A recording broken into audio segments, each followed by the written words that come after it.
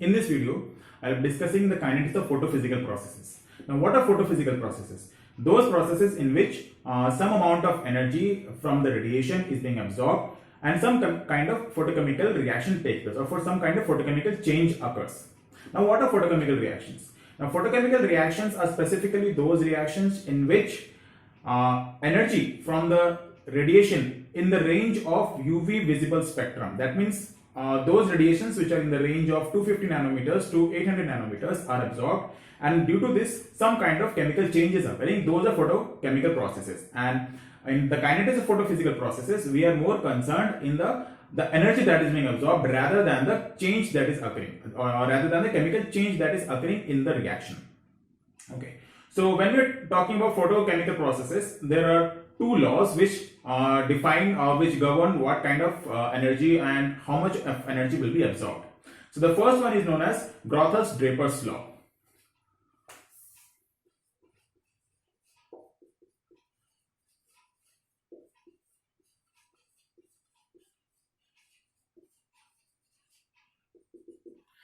And Grothus-Draper's law says only those radiations which are absorbed by the light absorbing species or the chemical which is undergoing reaction. So only those radiations which are absorbed will be able to produce some kind of photochemical change, and which is obvious also that, like, if you have 10 different wavelengths of radiation and out of which 4 are absorbed, you only expect that those 4 will bring about some change in the chemical reaction and not all the 10 of them. But this Grothus-Draper's law can also be interpreted in the reverse sense, that if some photochemical change has occurred, then some amount of radiation must have been absorbed. This is the reverse of the Grothus-Draper's law. So if now we know that some amount of light radiation is being absorbed, there is another law which is known as Stark-Einstein law, or law of photochemical equivalence.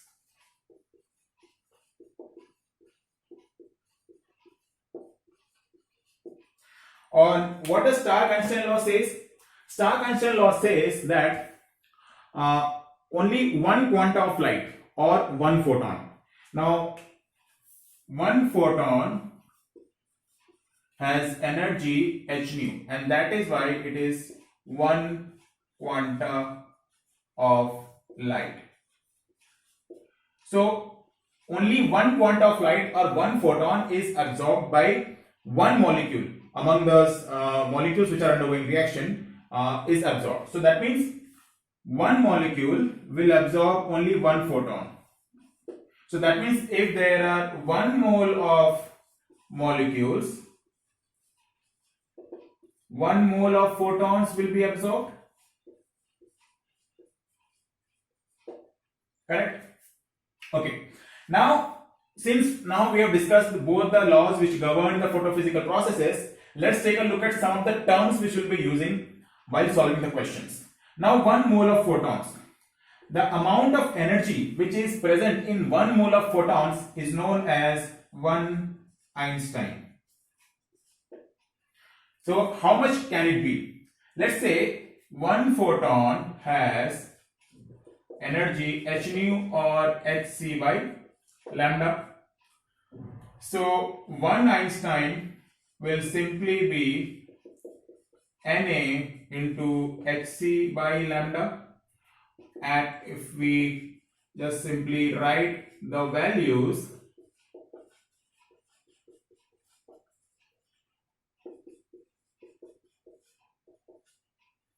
so what do I get? Mole inverse, joule second, meter per second by lambda. So these get cancelled. Okay.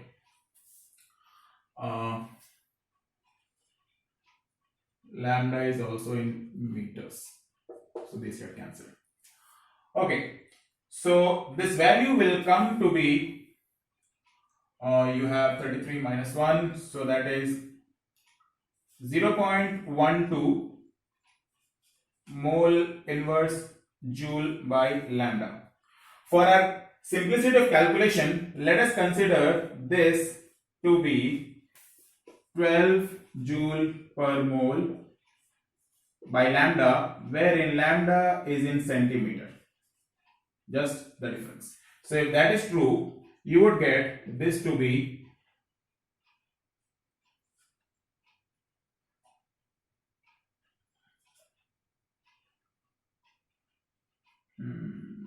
okay. So I'm considering this. Initially this was 10 to the power 8. Now if I am considering in centimeter, this will be 10, and hence I will get this. Okay, so now we know what is 1 Einstein, or the amount of energy which is present in 1 mole of photons. So whenever there is some kind of chemical change occurring, what we are most interested in? We are interested in how efficient the reaction is, and the term that we use to define the efficiency is known as yield. And when we are talking about in terms of the photons absorbed, what we want to find is quantum yield, denoted by phi. So quantum yield, in any case, yield means how much output you have got divided by what was the input. So in terms of photochemical processes, your output is the product produced or the reactants decomposed. In both the terms you can define the output or define the change that is occurring, and input is what? Input is the light absorbed. So quantum yield is moles of reactant decomposed or product produced. Now if we are taking reactant and products in terms of moles, we have to also take the energy in terms of moles. That means we'll take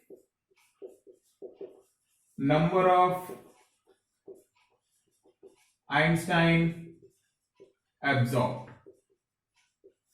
Okay, fine. Or in other terms, if you want, in case not in moles but in numbers, so we will get number of molecules of reactant decomposed or product produced by number of photon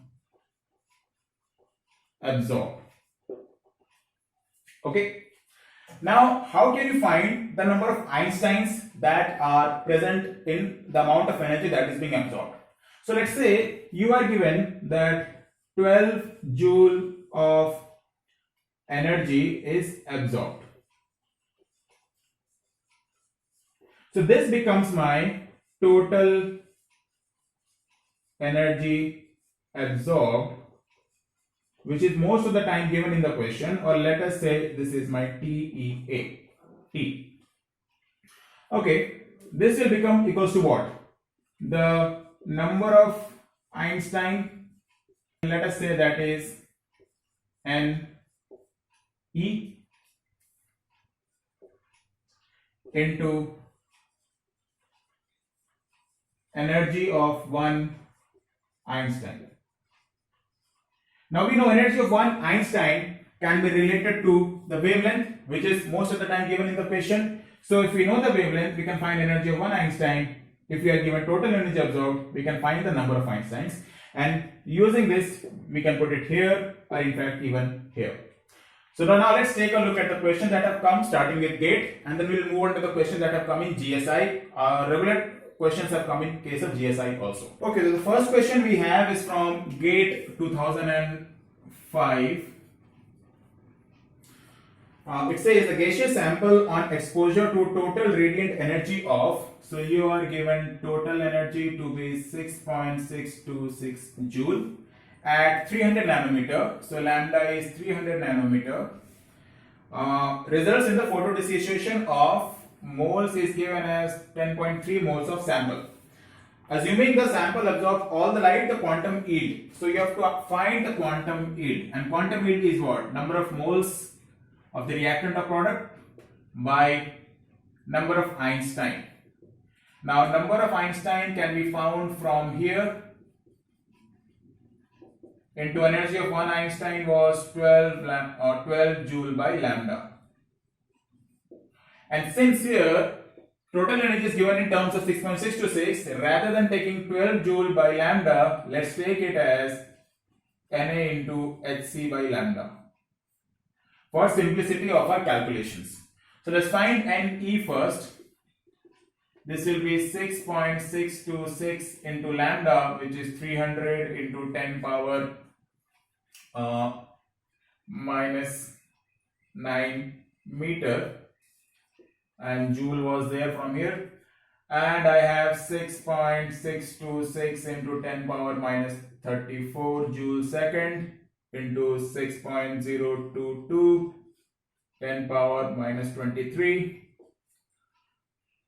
multiplied by 3 into 10 power 8, and I have mole inverse meter second inverse. Okay, so I'm only left with number of moles. So these two get cancelled, this get cancelled with this, I am left with 100. So I am getting 10 power minus 7 by, okay, this is plus 23, okay. So I have got 31 10 power minus 3 into 6.022 moles. So that would give me 10 power minus 4 by 6.022 mole, or 1 mole.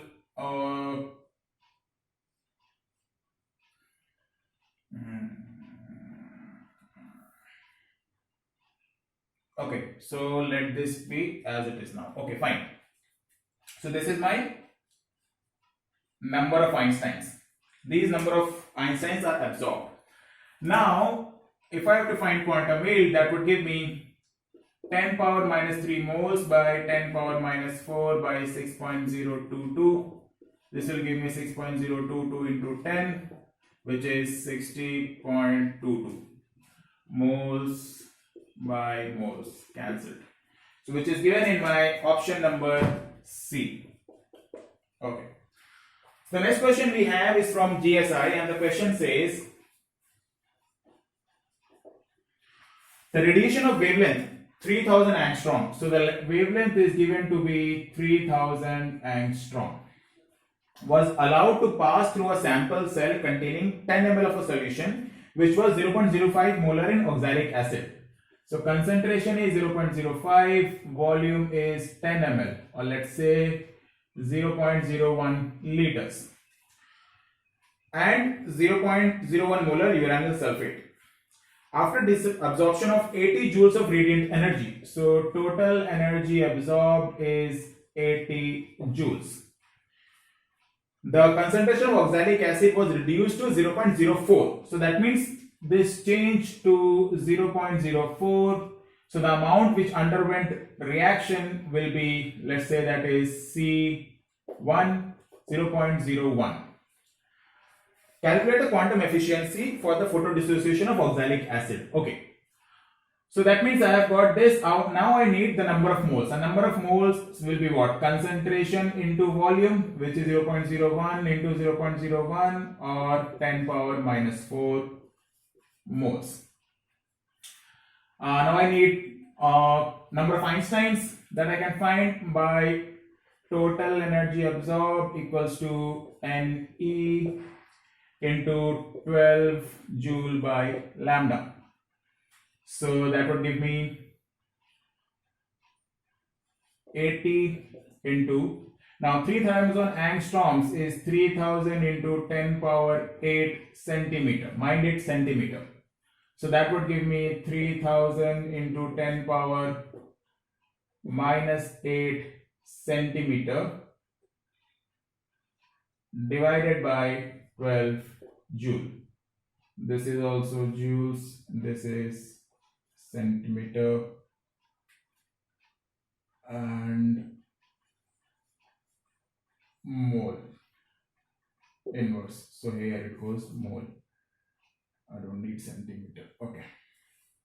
So these get cancelled. This is equals to Ne. So this would give me, I have got 2 into 10 power minus 4 moles. So 5 would be 10 power minus 4 by 2 into 10 power minus 4, or 0.5, and that is the correct answer. Okay, now let's take a look at another question which also came in GSI. The question says the overall quantum efficiency for the photochemical decomposition of a compound is, so now the yield is given as 0.5, lambda is given to be 300 nanometer, and now you are not directly given the energy, but what you are given is using a 100-watt light source at 300 nanometer. So the power is given as 100 watt. How long will it take to photo decompose 1 mole of the compound? So the concentration is given as the moles are given as 1 mole. So you are asked, okay, so how long is it going to take? For that you need time. How are you going to get time? From power. Power is energy by time. Now if you know the energy, you can get time. Now how you can get energy? We know quantum yield is moles by number of Einstein. If we get number of Einsteins, we know energy of 1 Einstein, so we can get the total energy absorbed, which will fit in here. So let's try that. Phi is equals to number of moles decomposed by number of Einstein, or 0.5 is equals to 1 upon Ne, or Ne is equals to 2. So number of Einsteins is 2. So that means total energy absorbed is equals to 2 into 12 by 300 nanometer, means 300 into 10 power minus 7. So this would mean this is 8 into 10 power 5. Okay, now we can find power. Power is what? Energy by time. So time is equals to 8 into 10 power 5 by 100, or 8000 seconds, and you can convert it into minutes also. Okay, so the next question is from GSI 2016.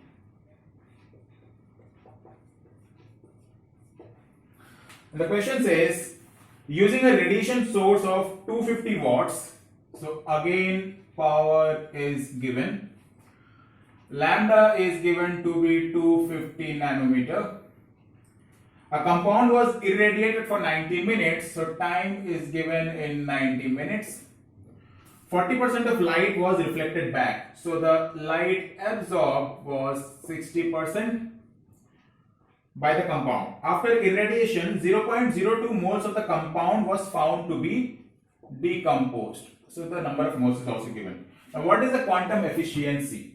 Again, you have this, so that means you need the number of Einstein. For that you need total energy. So total energy you will get from these two. Total energy absorbed is equals to 250 watts into 90 minutes into seconds. And 60% of it is absorbed, so that will be this. So this would give me 250 into 540. Let me keep it like this much amount of joules.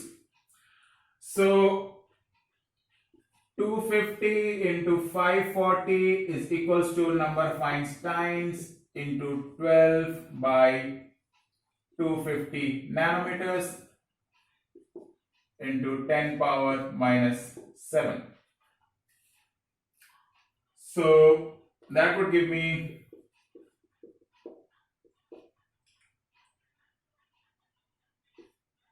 okay, 250.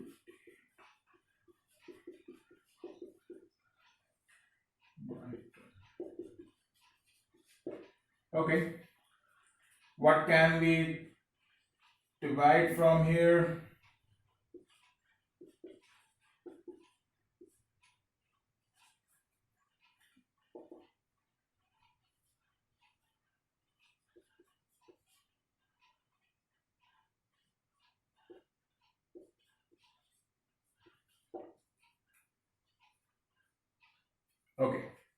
So the quantum yield that I will get will be 0.02 by 625 into 10 power minus 5 into 9, and 2 comes here.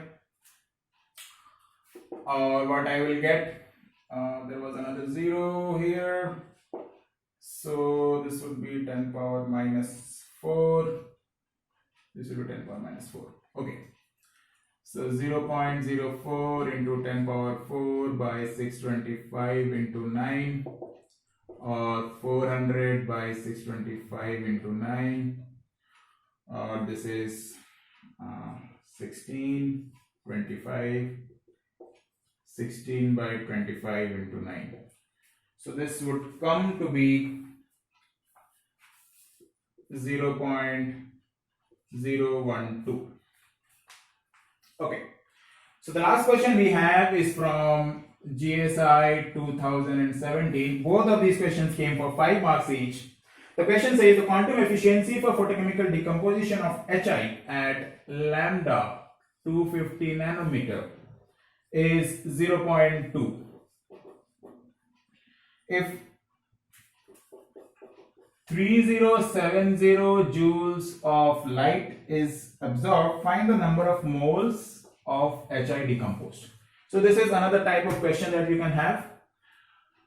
So now if you have number of moles, you can find, if you have quantum yield, you can find number of moles, but you need number of Einsteins, which you can get from here. So total energy absorbed equals to number of Einsteins into 12J by lambda, or number of Einsteins equals to 3070 into 250 into 10 power minus 7 by 12. Let it be like this. Then you have quantum yield equals to n by ne, or n is equals to 0.2 into 3070 250 into 10 power minus 7 by 12, and this would come to be moles 0.012 if I am not wrong in this. Okay. So that's all the questions that we have from kinetics of photophysical processes. Fine, yeah. So we are done with this topic. Very easy questions have come, and we have discussed all the types of questions that we can have from this particular section.